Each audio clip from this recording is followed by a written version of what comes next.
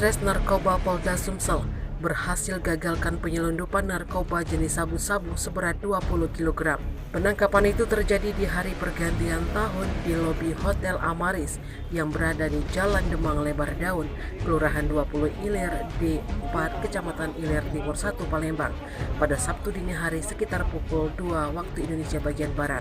Dalam penggagalan penyelundupan 20 kg sabu-sabu itu, petugas unit 2 Subdit 2 Ditres Narkoba Polda Sumsel juga menangkap 2 orang pria asal Lampung. Saat dilakukan penangkapan, sabu-sabu tersebut disembunyikan dalam tas raket badminton berukuran besar dengan merek Li-Ning, di mana sabu-sabu itu dikemas dalam 20 bungkus plastik warna emas dengan tulisan Guan Winyang yang kerap disebut teh Cina.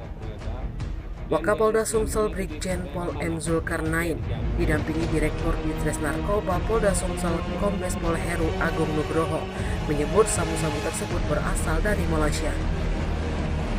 2 orang yang juga ditangkap yakni Surjono alias Jono dan Budi Wibowo alias Budi yang keduanya merupakan warga Lampung.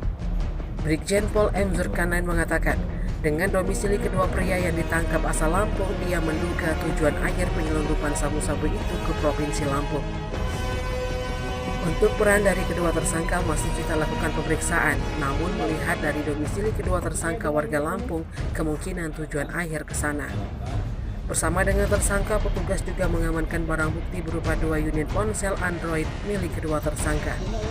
Atas ulahnya, kedua tersangka disangkakan melanggar pasal 114 ayat 2 JO, pasal 132 ayat 1 subsider, pasal 112 ayat 2 JO, pasal 132 ayat 1 UU nomor 35 tahun 2009 tentang narkotika dengan ancaman hukuman maksimal hukuman mati. Sementara pengakuan salah satu tersangka saat ditanyai perannya dalam penyelundupan sabu-sabu 20 kg itu hanya sedikit menjawab. Tim Liputan Sumsel Update TV melaporkan.